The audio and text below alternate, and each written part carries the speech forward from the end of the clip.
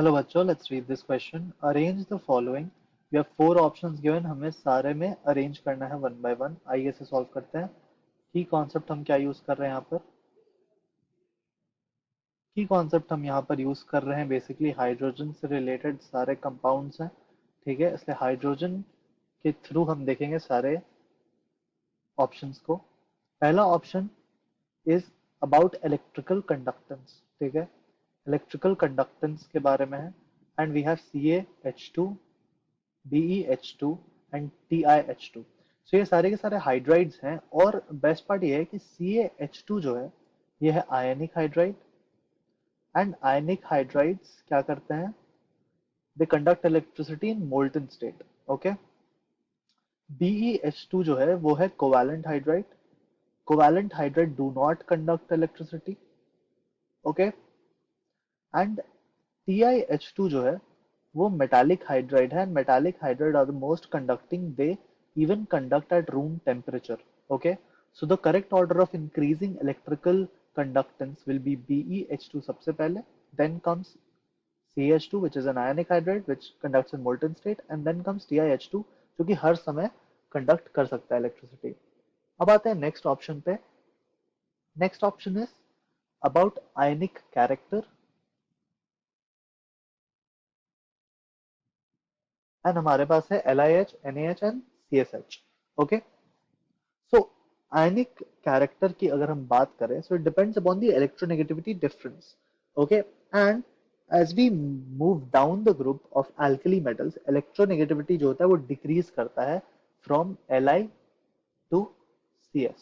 ठीक है, तो अब अगर इलेक्ट्रोनेगेटिविटी डिक्रीज कर रहा है, दैट मीन्स कि आयनिक कैरेक्टर क्या होगा, वो इंक्रीज करेगा down the group. So ionic character क्या होता है? Increases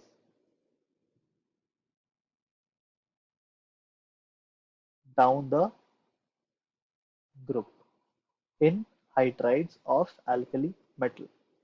okay, in hydrides of alkali metal। so यहाँ पर अगर हमें इंक्रीजिंग ऑर्डर में लिखना है तो क्या हो जाएगा? LiH सबसे पहले, उससे ज्यादा हो जाएगा हमारे पास NaH, एंड देन कम्स हमारे पास CSH।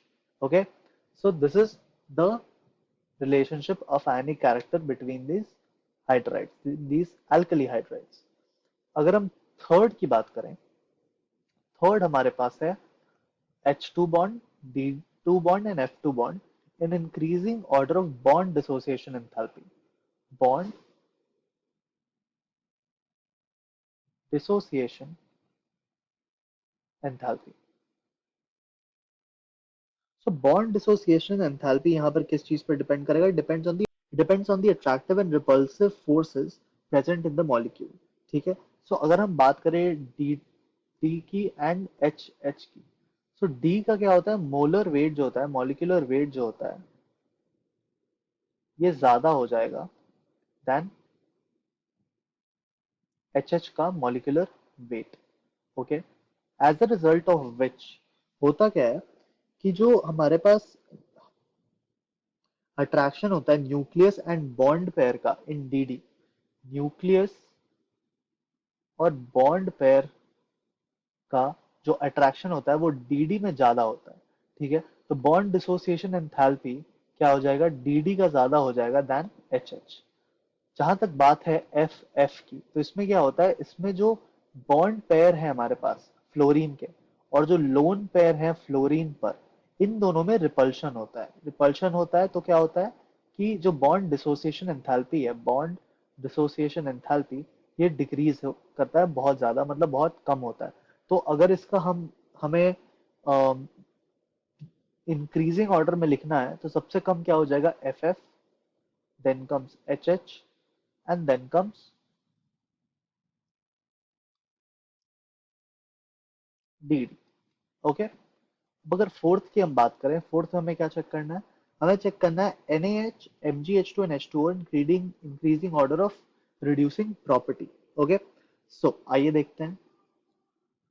सो NaH जो है, जैसा कि मैंने पहले कहा, आयनिक होता है, आयनिक हाइड्राइड है, तो it can easily donate electrons. ठीक है, it can easily donate electrons. Alright, NaH हो गया ये। अब MgH2 and H2O are both covalent hydrates, ठीक है। MgH2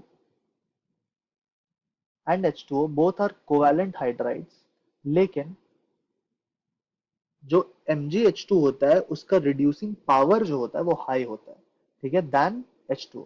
तो अगर इसे इंक्रीजिंग ऑर्डर में लिखना होगा तो H2O सबसे पहले आएगा, देन आएगा MgH2 and then comes NaH, which is ionic. So these are the answers related to the options. This is how we solve this question, बच्चों। Thank you very much. All the best.